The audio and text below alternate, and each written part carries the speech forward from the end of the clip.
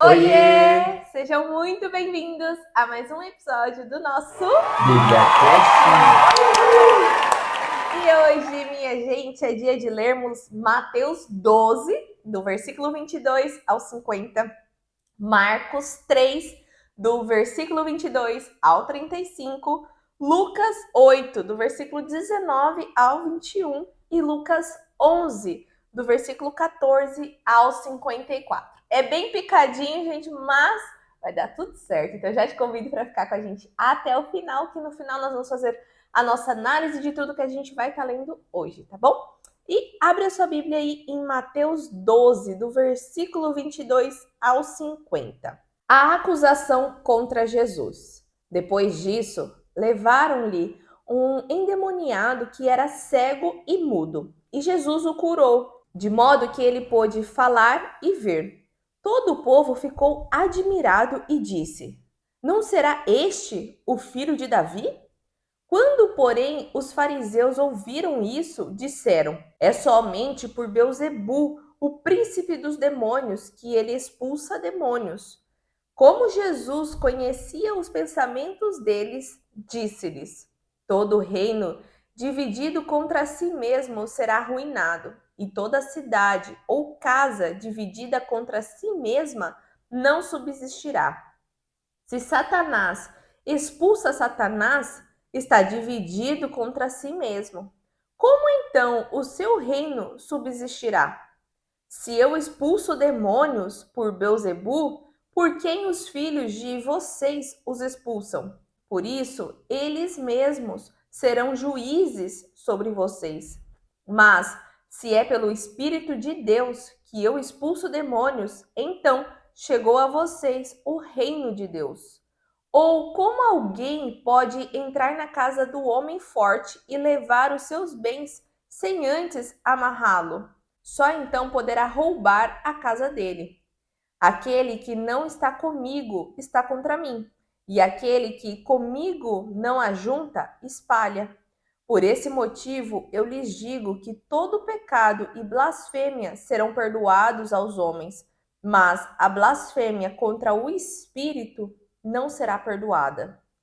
Todo aquele que disser uma palavra contra o Filho do Homem será perdoado, mas quem falar contra o Espírito Santo não será perdoado, nem nesta era, nem na que há de vir. Uma árvore boa dá fruto bom, e uma árvore ruim dá fruto ruim, pois uma árvore é reconhecida pelo fruto que dá. Raça de víboras, como podem vocês, que são maus, dizer coisas boas? Pois a boca fala do que está cheio o coração. O homem bom tira boas coisas da bondade que entesoura no coração, mas o homem mau da sua maldade tira coisas más.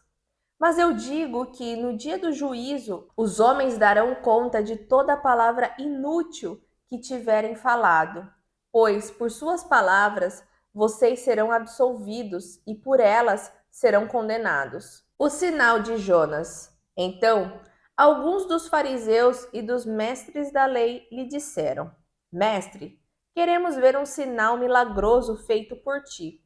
Ele respondeu: Uma geração perversa e adúltera pede um sinal milagroso, mas nenhum sinal será dado exceto o sinal do profeta Jonas. Pois como Jonas esteve 3 dias e 3 noites no ventre de um grande peixe, assim o Filho do Homem ficará 3 dias e 3 noites no coração da terra. Os homens de Nínive se levantarão no juízo contra esta geração e a condenarão, pois eles se arrependeram com a pregação de Jonas. E aqui está algo que é maior do que Jonas. A rainha do sul se levantará no juízo contra esta geração e a condenará, pois ela veio dos confins da terra para ouvir a sabedoria de Salomão. E aqui está algo que é maior do que Salomão. Quando um espírito imundo sai de um homem, passa por lugares áridos procurando descanso. Como não o encontra, diz: Voltarei para a casa de onde saí. Ao chegar, encontra a casa desocupada, varrida e em ordem. Então, vai e traz consigo outros 7 espíritos piores do que ele, e entrando passam a viver ali, tornando o estado final daquele homem pior do que o primeiro. Assim acontecerá a esta geração perversa. A mãe e os irmãos de Jesus. Jesus ainda falava à multidão quando a mãe e os irmãos dele chegaram do lado de fora, querendo falar com ele. Alguém lhe disse: A tua mãe e os teus irmãos estão lá fora e procuram falar contigo. Quem é a minha mãe e quem são os meus irmãos? Perguntou ele. Estendendo a mão para os discípulos, disse: Aqui estão a minha mãe e os meus irmãos. Pois quem faz a vontade do meu Pai, que está nos céus, esse é meu irmão, minha irmã e minha mãe. Marcos 3, do versículo 22 ao 35. A acusação contra Jesus. E os mestres da lei que haviam descido de Jerusalém diziam: Ele está com Beelzebul, pelo príncipe dos demônios é que ele expulsa demônios. Então Jesus o chamou e lhes falou por parábolas: Como pode Satanás expulsar Satanás? Se um reino estiver dividido contra si mesmo, não poderá subsistir. Se uma casa estiver dividida contra si mesma, também não poderá subsistir. E se Satanás se opuser a si mesmo e estiver dividido, não poderá subsistir. Chegou o seu fim. De fato, ninguém pode entrar na casa do homem forte e levar dali os seus bens, sem que antes o amarre. Só então poderá roubar a casa dele. Eu lhes asseguro que todos os pecados e blasfêmias dos homens lhes serão perdoados, mas quem blasfemar contra o Espírito Santo nunca terá perdão, é culpado de pecado eterno. Jesus falou isso porque eles estavam dizendo: ele está com um espírito imundo. A mãe e os irmãos de Jesus. Então chegaram a mãe e os irmãos de Jesus, ficando do lado de fora. Mandaram alguém chamá-lo. Havia muita gente assentada ao seu redor, e lhe disseram: Tua mãe e teus irmãos estão lá fora e te procuram. Quem é minha mãe e quem são meus irmãos? Perguntou ele. Então olhou para os que estavam assentados ao seu redor e disse: Aqui estão minha mãe e meus irmãos. Quem faz a vontade de Deus, este é meu irmão, minha irmã e minha mãe. Lucas 8, do versículo 19 ao 21. A mãe e os irmãos de Jesus. A mãe e os irmãos de Jesus foram vê-lo, mas não conseguiam aproximar-se dele por causa da multidão. Alguém lhe disse: A tua mãe e os teus irmãos estão lá fora e querem ver-te. Ele lhes respondeu: A minha mãe e os meus irmãos são aqueles que ouvem a palavra de Deus e a praticam. Lucas 11, do versículo 14 ao 54. A acusação contra Jesus. Jesus estava expulsando um demônio que era mudo. Quando o demônio saiu, o mudo falou e a multidão ficou admirada. Mas alguns deles disseram: É por Beelzebul, o príncipe dos demônios, que ele expulsa demônios. Outros o punham à prova, pedindo-lhe um sinal do céu. Jesus, conhecendo seus pensamentos, disse-lhes: Todo reino dividido contra si mesmo será arruinado, e uma casa dividida contra si mesma cairá. Se Satanás está dividido contra si mesmo, como seu reino pode subsistir? Digo isso porque vocês estão dizendo que expulso demônios por Beelzebul. Se eu expulso demônios por Beelzebul, por quem os expulsam os filhos de vocês? Por isso, eles mesmos estarão como juízes sobre vocês. Mas se é pelo dedo de Deus que eu expulso demônios, então chegou a vocês o reino de Deus. Quando um homem forte, bem armado, guarda sua casa, seus bens estão seguros. Mas quando alguém mais forte o ataca e o vence, tira-lhe a armadura em que confiava e divide os despojos. Aquele que não está comigo é contra mim, e aquele que comigo não ajunta, espalha. Quando um espírito imundo sai de um homem, passa por lugares áridos procurando descanso, e não o encontrando diz: Voltarei para a casa de onde saí. Quando chega, encontra a casa varrida e em ordem. Então vai e traz outros 7 espíritos piores do que ele, e entrando passam a viver ali. E o estado final daquele homem torna-se pior do que o primeiro. Enquanto Jesus dizia estas coisas, uma mulher da multidão exclamou: Feliz é a mulher que te deu a luz e te amamentou. Ele respondeu: Antes, felizes são aqueles que ouvem a palavra de Deus e lhe obedecem. O sinal de Jonas. Aumentando a multidão, Jesus começou a dizer: Esta é uma geração perversa. Ela pede um sinal milagroso, mas nenhum sinal lhe será dado, exceto o sinal de Jonas. Pois assim como Jonas foi um sinal para os ninivitas, o Filho do Homem também o será para esta geração. A rainha do sul se levantará no juízo com os homens desta geração e os condenará, pois ela veio dos confins da terra para ouvir a sabedoria de Salomão. E agora está aqui quem é maior do que Salomão. Os homens de Nínive se levantarão no juízo com esta geração e a condenarão, pois eles se arrependeram com a pregação de Jonas. E agora está aqui quem é maior do que Jonas. A candeia do corpo. Ninguém acende uma candeia e a coloca em lugar onde fique escondida ou debaixo de uma vasilha. Ao contrário, coloca-a no lugar apropriado, para que os que entram possam ver a luz. Os olhos são a candeia do corpo. Quando os seus olhos forem bons, igualmente todo o seu corpo estará cheio de luz. Mas quando forem maus, igualmente o seu corpo estará cheio de trevas. Portanto, cuidado para que a luz que está em seu interior não sejam trevas. Logo, se todo o seu corpo estiver cheio de luz e nenhuma parte dele estiver em trevas, estará completamente iluminado, como quando a luz de uma candeia brilha sobre você. Jesus condena a hipocrisia dos fariseus e dos peritos na lei. Tendo terminado de falar, um fariseu o convidou para comer com ele. Então Jesus foi e reclinou-se à mesa. Mas o fariseu, notando que Jesus não se lavara cerimonialmente antes da refeição, ficou surpreso. Então o Senhor lhe disse: Vocês, fariseus, limpam o exterior do corpo e do prato, mas interiormente estão cheios de ganância e de maldade. Insensatos!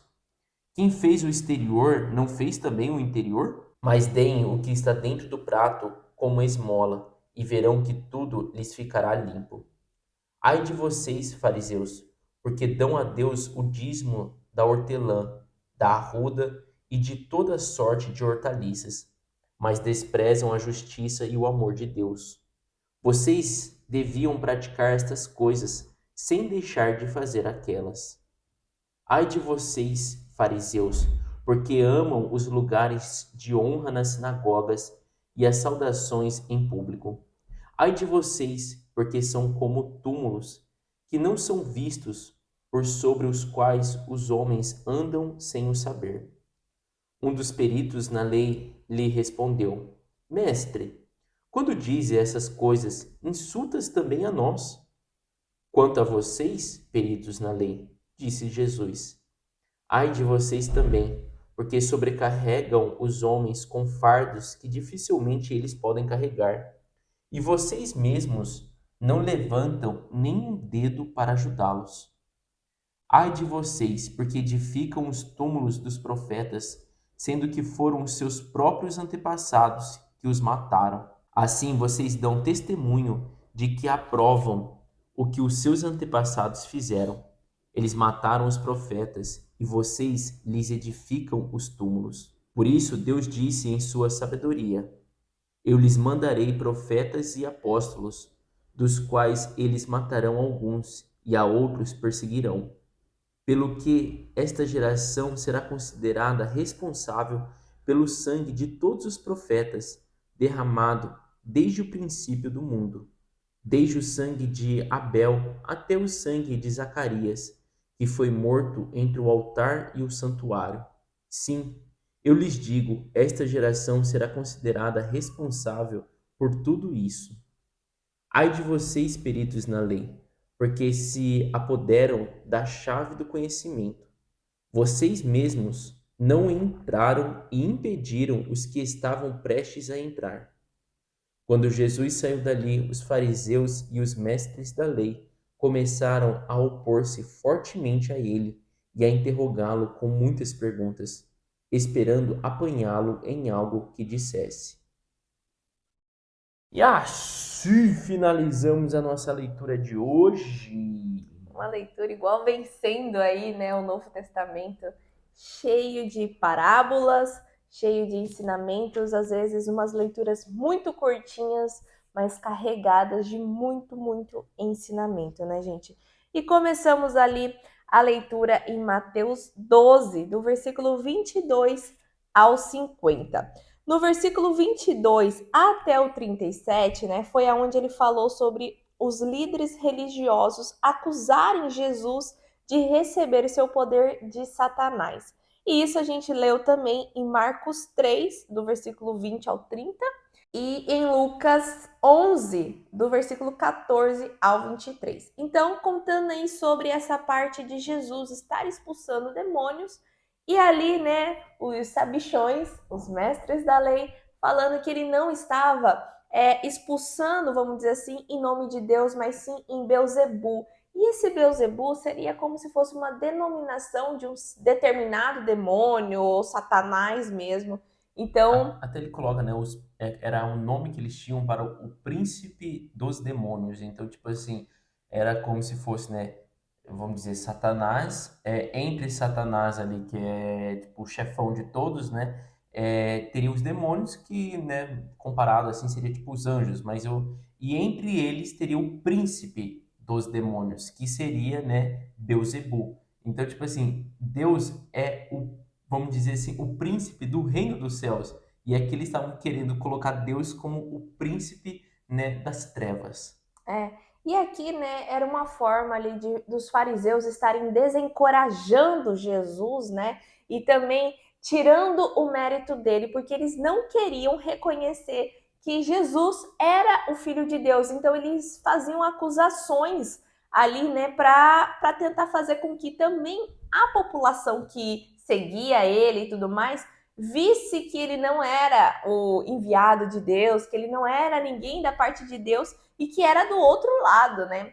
E é legal também da gente entender, porque assim, até tem alguns filmes e séries que relatam isso daqui, mostrando que era uma pessoa, gente, muito endemoniada, muito, tipo assim, É. ele era cego e ele era mudo por causa da quantidade de demônios que ele tinha. E tipo assim, quem que era conhecedor? Quem que podia expulsar esses demônios? Os fariseus, os mestres da lei, o pessoal que vivia nas sinagogas, no templo. Então, tipo assim, é eles, né, vamos dizer assim, que tinha a maior unção. Então, aqui dá a entender o quê? Que provavelmente eles conheciam essa pessoa, já tinham tentado tirar os demônios e não conseguia.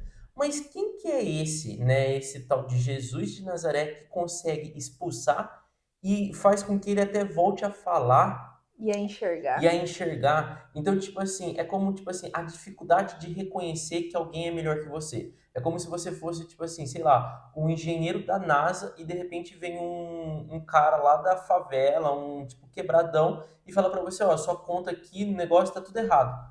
Daí você fala, quem que é você? Eu, tipo assim, eu sou o top, eu sou o engenheiro aqui mais, né, inteligente de todos. Quem que você acha que é para falar que algo tá errado? Então, é mais ou menos nisso. Então, na dificuldade de reconhecer a autoridade e o poder que Jesus de Nazaré, né, vamos dizer assim, tinha, eles preferem falar assim, olha, eu acredito que não é em nome de Deus que ele expulsa, não, mas sim no nome, né, das trevas, tipo isso.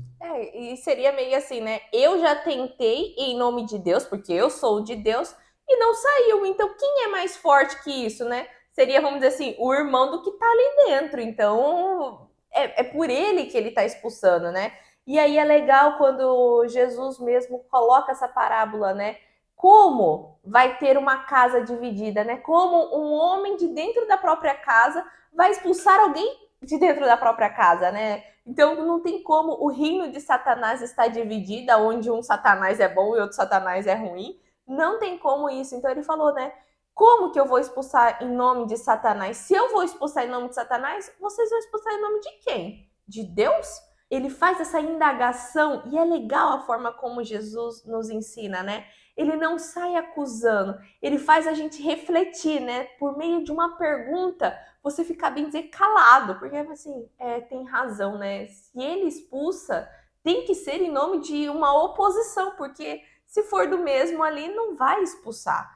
E ali, né, mostra, até mesmo igual o Jason, um relator de filmes e tudo mais, mostrava até que ele ficava meio amarrado, que várias pessoas já tinham tentado. E ali Jesus, com vestes humildes, né? Porque a gente nunca vai ver Jesus com roupas de linho e tudo mais. Ele usava roupa tranquilona. E ali um fariseu usava já as vestes, mostrando que ele era a autoridade. Então, por isso também que havia essa intriga, né? De perda de poder, vamos dizer assim, né? Porque ninguém seguia os fariseus, mas ali um homem simples que expulsa demônio, que prega em qualquer lugar, que anda tranquilamente, o povo tá seguindo, né? Então aquilo também era algo que incomodava ali os fariseus. E depois, né, em algumas passagens, ele fala também sobre você expulsar e deixar a casa limpa. E isso é muito bacana, gente, trazendo para o nosso dia a dia, né? A gente precisa estar ciente do que a gente vai colocar no lugar quando a gente limpa algo. Igual ali, Jesus mostrou que ele tirou ali do corpo aquele vários demônios, igual o Jesus falou, devia ter muito demônio, porque ele não falava e nem enxergava, ele já parecia estar muito imundo. E ali parece que estava carregado. E Jesus limpa. Então ali a casa vai estar varrida, a casa vai estar limpinha. E esses demônios vão vagar por outros cantos para tentar sumir, vamos dizer assim. Só que se eles não encontrarem um lugar para ir, eles vão voltar para a casa da onde eles saíram, que é aquela casa que agora está varrida e tudo mais.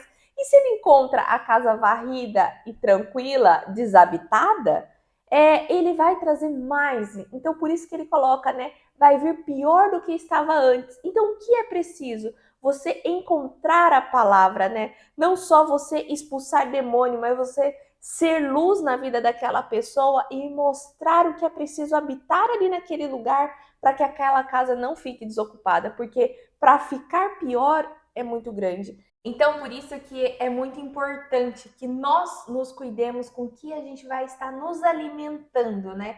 Diariamente, gente, porque é aquele negócio, né? No nosso dia a dia.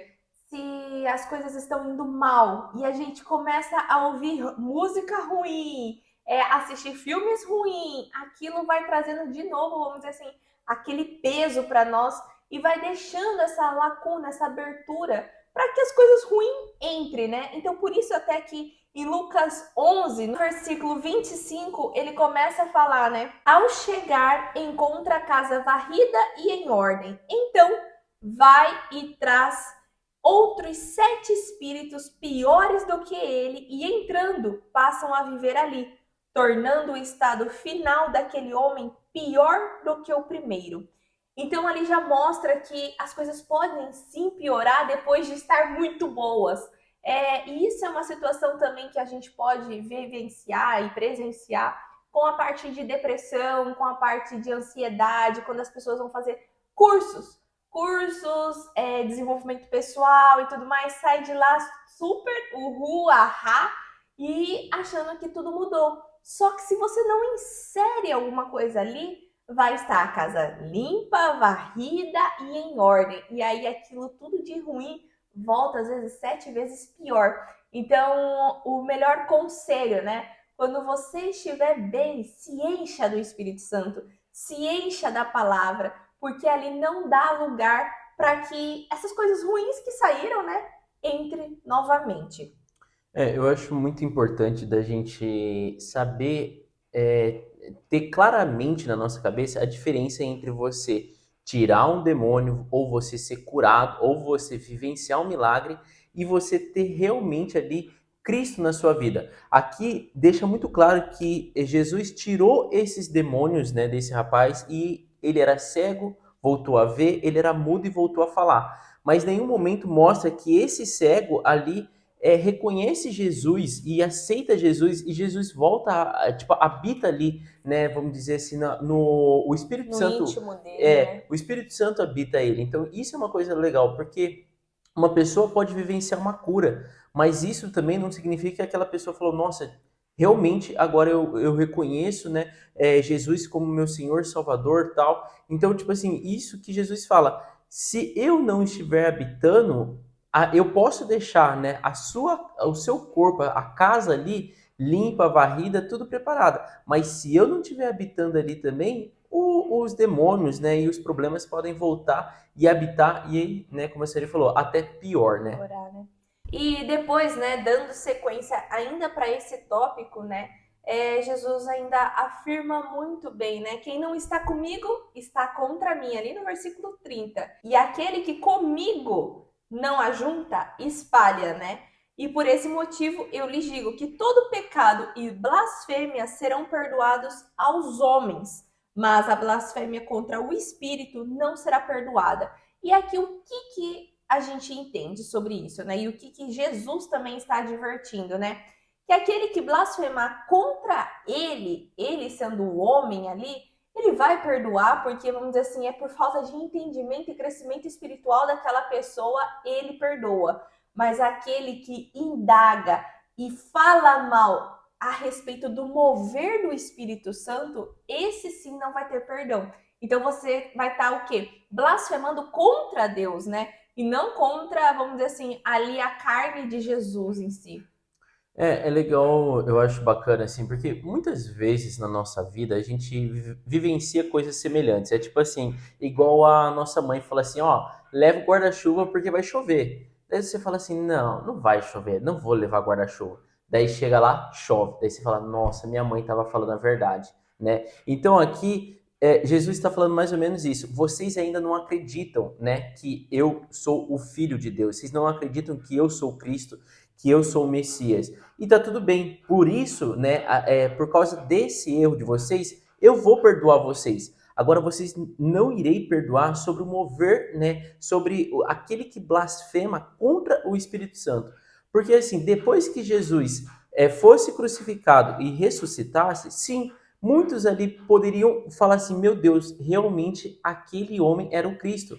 Então ele falou, não se preocupem com isso, né? Tipo, ele já está advertindo antes de muita coisa acontecer. Então, esse período, gente, que Jesus viveu, que foi 33 anos ali, tipo assim, muita gente pode, né, depois ter convertido, ter acreditado que ele realmente era o Cristo após a crucificação e ressurreição dele. Então ele fala, não tem problema, a essas pessoas eu perdoarei. Agora eu não consigo perdoar quem fala, né, não eu, né, mas ele fala, não há perdão, né, aquele que blasfema contra o Espírito, porque ele estava falando, o mover que ele estava tendo de até expulsar os demônios era um negócio que as pessoas podiam não reconhecer ele sendo filho de Deus, mas teriam que reconhecer que era algo enviado por Deus, era um poder de Deus tá tirando aquilo ali. Então, tipo assim, é nesse aspecto que ele chama a atenção ali da multidão e das pessoas que estão ouvindo ele.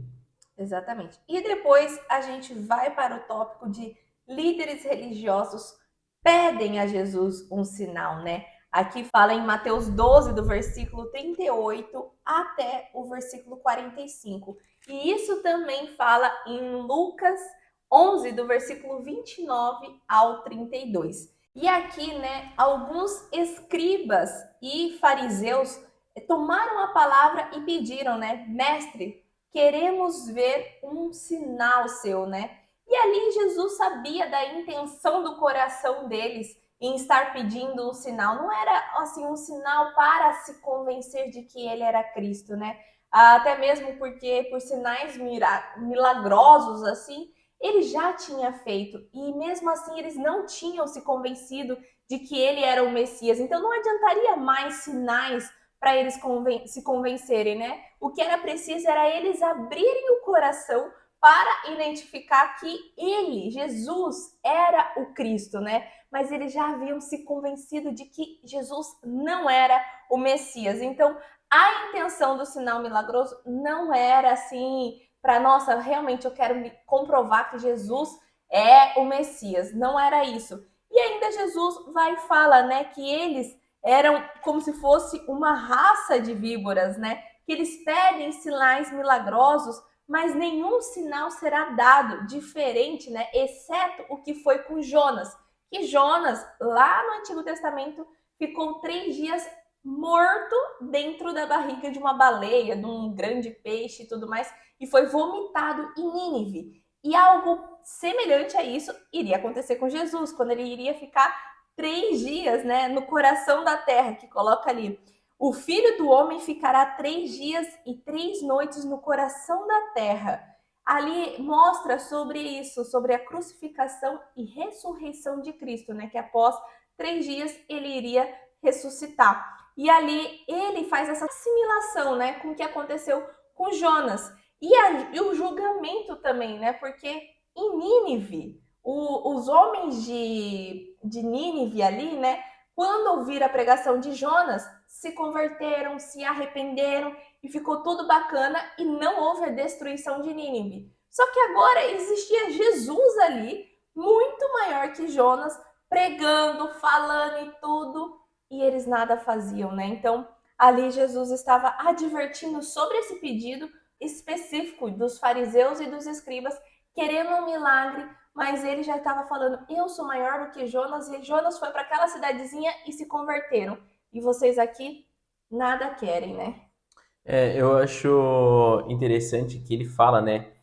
A cidade de Nínive e a rainha, né, do sul que foi atrás de Salomão julgarão vocês, porque é tipo assim, gente, tá aqui o maior, né, maior do que Jonas e maior do que Salomão.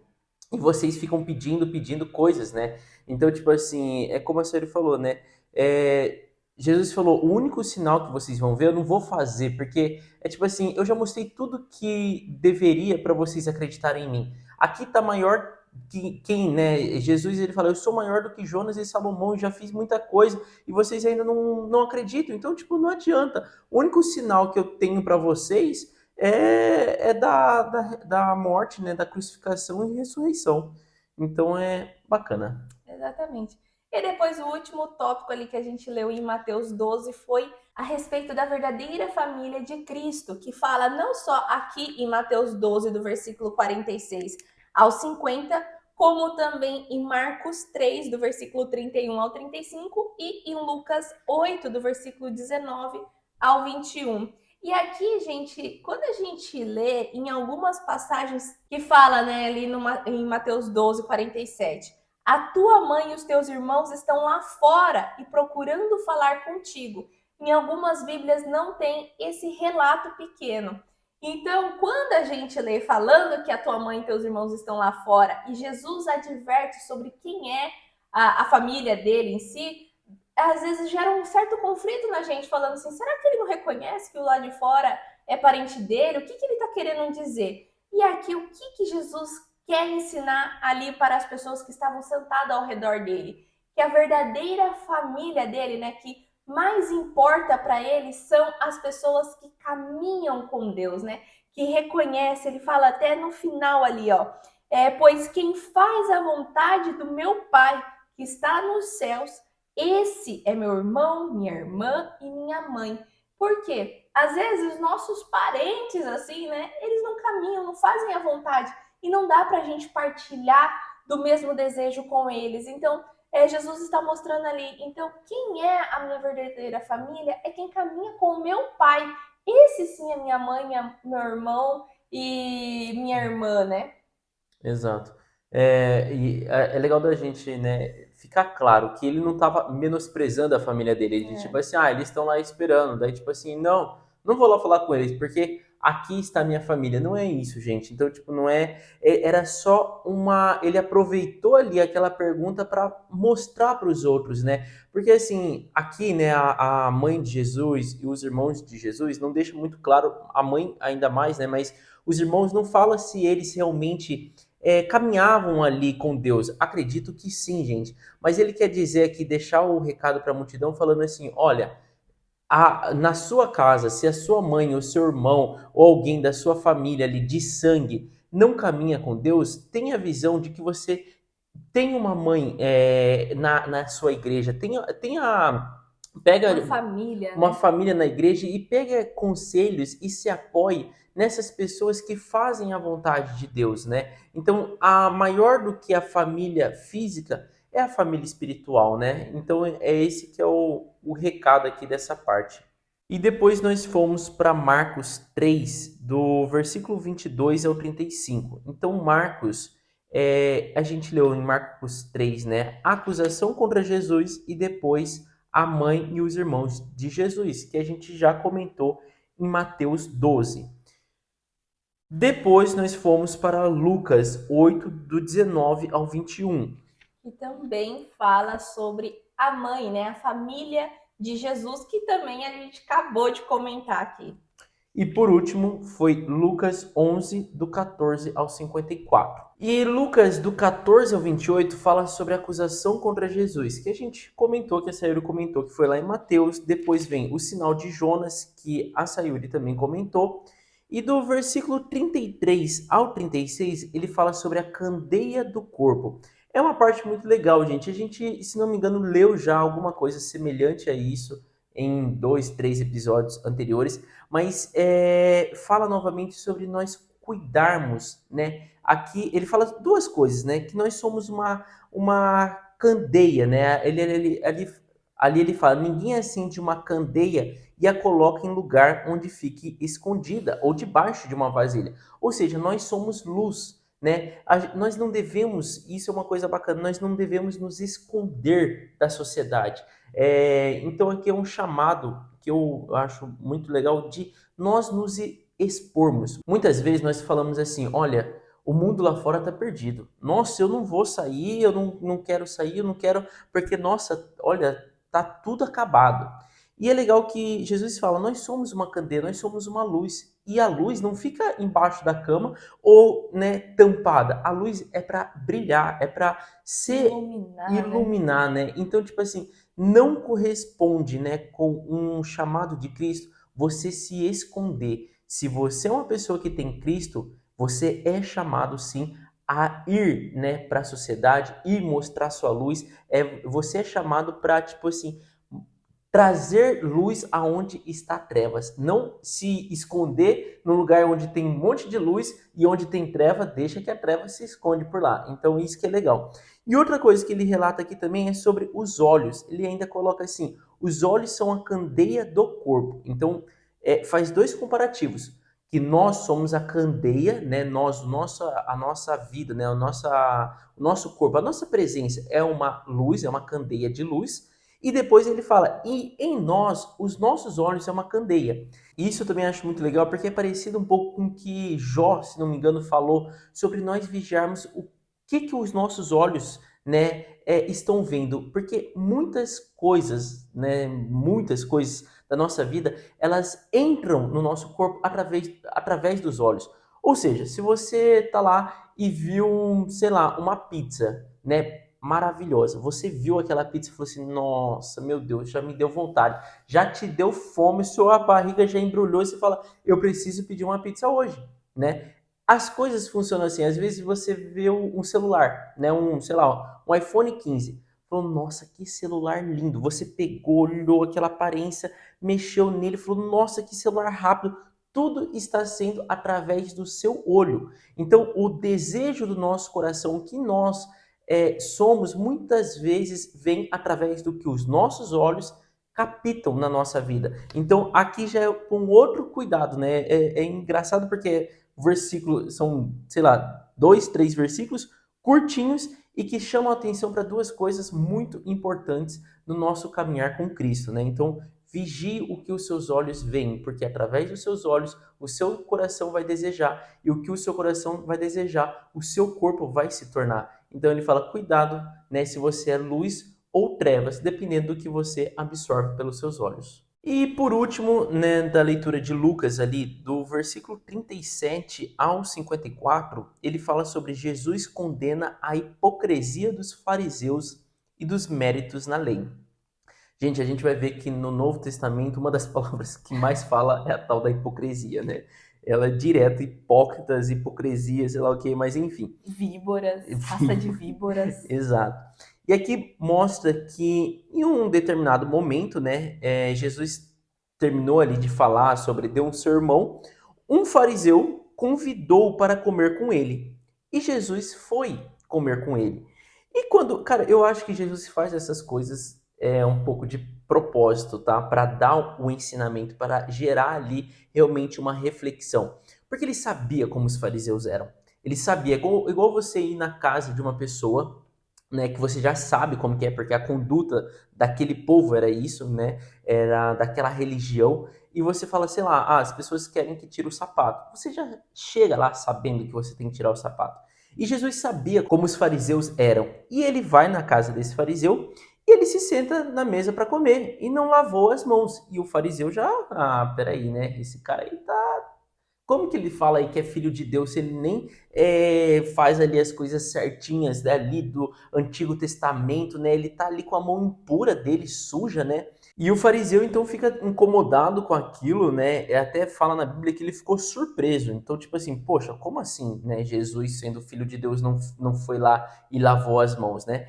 Daí fala que Jesus disse a ele, tipo, Jesus vendo, né, e sabendo, gente, porque isso que é legal. O fariseu não chegou a falar, mas Jesus sabia, né? Tipo assim, sabia o que Tava incomodando. e o que o fariseu esperava que Jesus fizesse e Jesus não fez. E ele já falou ali, né? Vocês, fariseus, limpam o exterior do corpo e do prato, mas interiormente estão cheios de ganância e de maldade. Insensatos! Quem fez o exterior não fez também o interior? Mas deem o que está dentro do prato como esmola, e verão que tudo lhes ficará limpo. Então, tipo assim, gente, aqui. Se eu fosse um fariseu, eu falava: caraca, realmente, eu tô cuidando do meu corpo exterior, lavando minha mão para não vir nada para dentro do meu corpo, nenhum tipo de impuridade. Mas e o que tem dentro de mim? Como que é o meu coração? Aqui Jesus fala: o dentro de vocês está cheio de ganância e de maldade, né? E a gente vê que o tempo inteiro foi ali os fariseus e os mestres, os peritos da lei, que estavam o tempo inteiro, tipo, indagando Jesus, perguntando, então quero ver, me mostra aí, deixa eu ver. É tipo assim, na maldade, gente. Não é que eles queriam, nossa, quero ser realmente convencido. Não, era tipo, querendo, esperando uma brecha de Jesus, querendo ver se conseguia tirar alguma coisa, né? E aquele Jesus fala assim: vocês por dentro estão podres. Por que vocês estão preocupados com limpar as mãos de vocês? E ele fala: pegue o que está dentro do seu prato, em vez de você ficar limpando o seu prato, né, para não a comida que for colocada não se torne impura. Ele fala: pegue a comida que está dentro do seu prato e dê de esmola. Ou seja, dá do seu pão, dá da sua carne como esmola. E que aí sim ele ainda fala, né? E verão que tudo lhes ficará limpo. Então, o que te torna limpo não é você lavar sua mão e limpar seu prato, mas o você doar do que você tem. É isso que Jesus fala aqui, gente. E depois ele ainda continua ali falando sobre os dízimos, né? Ele fala assim: por que vocês dão a Deus o dízimo da hortelã, da arruda e de toda sorte de hortaliças, mas desprezam a justiça e o amor de Deus? Então ele fala: vocês se preocupam muito em praticar ritos, né? Então, tem que dar o dízimo. Então, pronto, dei aqui meu dízimo, nossa, maravilhoso, né? E ele fala assim: mas a justiça e o amor de Deus vocês abandonam. Então ele fala: vocês deviam praticar estas coisas sem deixar de fazer aquelas. Ou seja, deem os seus dízimos, mas também vigiem muito bem a conduta de vocês. Até o que eu entendo ainda, né, Jesus falando o mais importante é a sua conduta, o seu dia a dia. Se você pratica o amor e a justiça de Deus, né? Em vez de você ficar se preocupando em limpar sua mão, limpar seu prato e dar o seu dízimo. Então, tipo, dê o seu dízimo, mas o mais importante ainda é vigiar o seu interior, né? E depois, no versículo 45, ainda fala ali, né? Que um perito da lei falou para Jesus: mestre, quando diz essas coisas, insultas também a nós. Então, tipo assim, aparenta, né, que na casa, junto nessa mesa, né, nessa casa desse fariseu onde Jesus estava, existiam outras pessoas e tinha também os peritos na lei. O que são os peritos na lei, gente? É tipo quase um policial, mas assim, não é que é um policial, mas era aquele que ficava, ele não era um fariseu, ele não tinha uma voz no templo, né, ou nas sinagogas, mas ele ficava analisando e achava as coisas e levava, né, para os líderes religiosos. Mas eles eram aqueles que ficavam ali o tempo inteiro lendo, vendo cada vírgula, cada coisinha, né? É o advogado de hoje em dia, só que sem defender ninguém, né? Exato. Acusando alguém. O intuito era bom, era gerar melhor conhecimento das palavras, E mas respeito, né? mas eles estavam ali totalmente perdidos, né? E a intenção era interessante, né? E aqui é legal que Jesus responde eles ali falando, né? Ai de vocês também. Era tipo assim, gente, era melhor eles terem ficado quieto, mas já que eles abriram a boca, vai sobrar para eles também, né? Que ele fala, ai de vocês também, porque sobrecarregam os homens com fardos que dificilmente eles podem carregar, e vocês mesmos não levantam nem um dedo para ajudá-los. Os mestres, né, os peritos, né, na lei, o que eles faziam? É como a gente falou, a senhora falou, advogado, ele olhava cada coisa. Então eles falavam, ó, você tem que dar o dízimo de tudo que vocês colherem e tal, vocês têm que lavar as mãos, vocês têm que lavar os pratos, vocês não podem trabalhar no sábado, vocês têm que... Tendo vocês isso, vocês isso, vocês isso, Exato. nós nada, né? Não, e até eles seguiam, mas assim, era coisa demais, gente, era coisa fora da curva que eles, né, alguns não faziam e eles não ajudavam um negocinho. É um exemplo, você fala pro seu filho de 10 anos, filho, de agora em diante você tem que pôr comida em casa, porque você já é um homem, ou sei lá, e o problema é seu.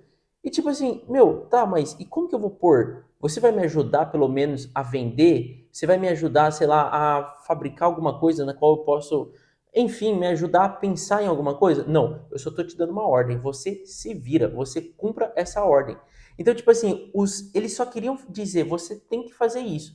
Como fazer isso? Ou, sei lá, como Orientar, né? Eles não faziam essa orientar. parte da orientação, né? Do ensinamento mais correto, mais amável. Exatamente. E Jesus até fala aqui no 47, ai de vocês, porque edificam os túmulos dos profetas, sendo que foram seus próprios antepassados que os mataram.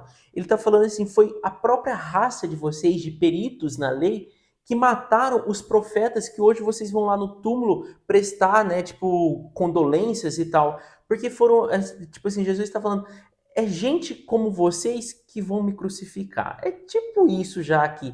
Porque quem realmente, gente, que vai querer que Jesus seja crucificado vão ser os fariseus, os peritos na lei, o pessoal da sinagoga que está falando que aquilo que ele está fazendo é errado, que aquilo que ele está fazendo é blasfêmia. Então, tipo assim, ele está falando, é gente, é pessoas antepassados, né? Seus antepassados, mas da mesma linha de raciocínio que vocês, que mataram os antigos profetas. E tipo assim, vai ser vocês que vão, né, vamos dizer assim, me matar também, porque vocês falam que tal coisa tá certa, que tal coisa tá errada, e o que vocês falaram são lei, sendo que vocês não, tipo, realmente nem se importam de entender, é tipo assim, vocês ou querem trazer uma orientação, é tipo, ó, o que eu falei é certo, é a verdade, ponto e acabou, não quero saber mais de nada. Quem saiu fora disso deve, né, pagar por uma punição, inclusive deve ser morto. E é isso que ele fala, né, inclusive até o final ali, falando sobre isso, né? Que ele até coloca ali no versículo 52 também. Ai de vocês, peritos na lei, porque se apoderaram da chave do conhecimento. Vocês mesmos não entraram e impediram os que estavam prestes a entrar. Então, tipo assim, eles eram muito conhecidos. E Jesus fala isso. Vocês, por se apoderarem da chave do conhecimento, vocês mesmos não conseguiram entrar e impediram, né, que muita gente que estava próximo ali, tipo, algum que estava, vamos dizer assim, seguindo, gente, tudo negócio certinho, fazendo um caminhar ali com Deus, às vezes em algum momento ele foi lá e fez alguma coisa no sábado. Vinham os peritos da lei e falavam, olha, acabou para você, cara, você trabalhou no sábado, isso não pode, porque aqui, ó, na lei mosaica fala isso, isso, isso. Você já está condenado ao inferno. Daí a pessoa fala, caraca, acabou minha vida, né? Então, tipo, é isso, é esse chacoalhão aqui que Jesus está dando para eles, né? E falando assim, vocês conheceram, mas vocês não tiveram entendimento da palavra. Vocês souberam ler as escrituras, mas aquilo vocês não absorveram e não praticaram elas, né?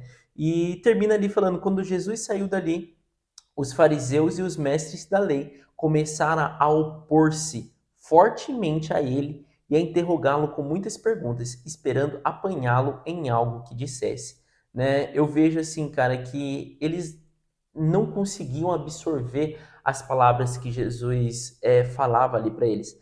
E eu sei que muitas vezes na nossa vida é um pouco difícil a gente absorver algum tipo de crítica, né? A gente sempre vai achar que está certo, que aquilo que a gente fez, né, foi o melhor, que a gente tinha um conhecimento daquilo, tal. E quando a gente recebe alguma crítica e se fala, não, mas não foi bem assim, o nosso comum já é de tipo assim, Rebater, né? buscar algum argumento que justifica aquilo que você fez. Mas é legal da gente ter, quando vem algum conselho, gente, de alguém, né, da igreja, de alguém que você vê que tem um caminhar com Deus, tem um coração mais quebrantado, um ouvido mais aberto, de tipo realmente falar assim, olha, vou analisar o que você está falando, né? Porque aqui a gente vê claramente que tipo Jesus falou coisas para eles e parece que não adiantou de nada, eles não ouviram nada, eles continuaram fazendo perguntas, querendo apanhar algo que Jesus falasse de errado, ou tipo crucificar ele, tipo assim, ah, mas você fala isso e faz aquilo. Era o que nós já lemos, inclusive, de tipo assim, ué, você fala que você é filho do homem, mas tá colhendo grão no sábado, tá salvando vidas, como assim? Então, tipo, era nessas picuinhas, né? E não é picuinhas também, né? Mas era coisas que eles não tinham entendimento correto. Eles queriam seguir a lei ali à risca do que Moisés tinha escrito, mas não conseguiam ter uma análise mais ampla da coisa, né? Então, é legal da gente estar observando isso. E aqui também, o que é muito importante a gente também vigiar é as nossas intenções em si com os lugares que nós estamos, né? Porque é muito fácil também a gente se inclinar ao nosso convívio, né? Ao que é bom para aquele grupinho, então eu preciso ser parecido, né? E aqui mesmo Jesus ainda advertiu algo que é muito importante que a gente também às vezes se pega fazendo, né?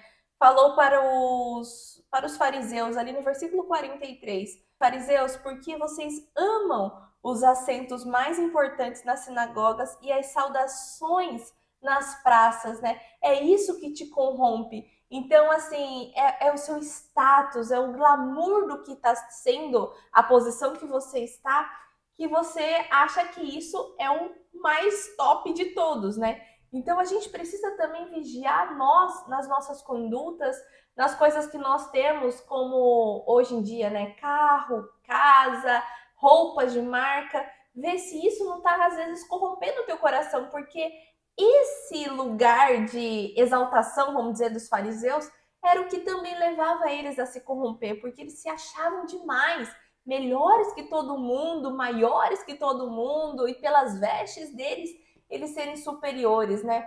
Então a gente também precisa muitas vezes analisar, né? Deitar a nossa cabecinha no travesseiro e analisar o nosso dia. Se em algum momento você se deixou se engrandecer ali perto de algum irmão que não tem um carro tão bom quanto você, ou de alguma irmã que o cabelo não tá tão arrumado como o seu, de você se achar um tanto superior a ela. Então aqui Jesus, acho que assim, durante todo o livro, né, do Novo Testamento que a gente vai estar lendo, ele nos ensina isso, a intenção do nosso coração. Você pode estar caminhando muito certo, fazendo tudo muito certinho ali, mas o que está no seu coração? Qual a intenção de você estar fazendo tudo certinho, né? Qual é o seu sentimento em dar o dízimo? Qual é o seu sentimento em, às vezes, ajudar o próximo? Você está com segundas intenções, né?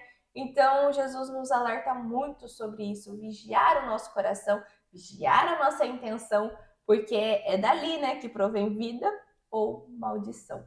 E é isso, gente, que temos para compartilhar com vocês hoje. Espero que tenha feito sentido para vocês. Já te convido para curtir o nosso vídeo, se inscrever no nosso canal e ativar o seu sininho, tá bom? Nos vemos no próximo episódio. Beijo! Tchau! Oiê! Parabéns! Você concluiu mais um episódio do nosso Bíblia Cast. Aqui do lado eu já deixei o quê? O nosso canal para você estar se inscrevendo e aqui abaixo o sininho para você já deixar ativado e ser notificado sempre quando a gente lançar o próximo episódio. E o próximo episódio já tá aqui também para você estar assistindo e crescendo cada vez mais espiritualmente, viu? Então vai lá, já clica aqui e já assista o próximo episódio. Nos vemos. Tchau!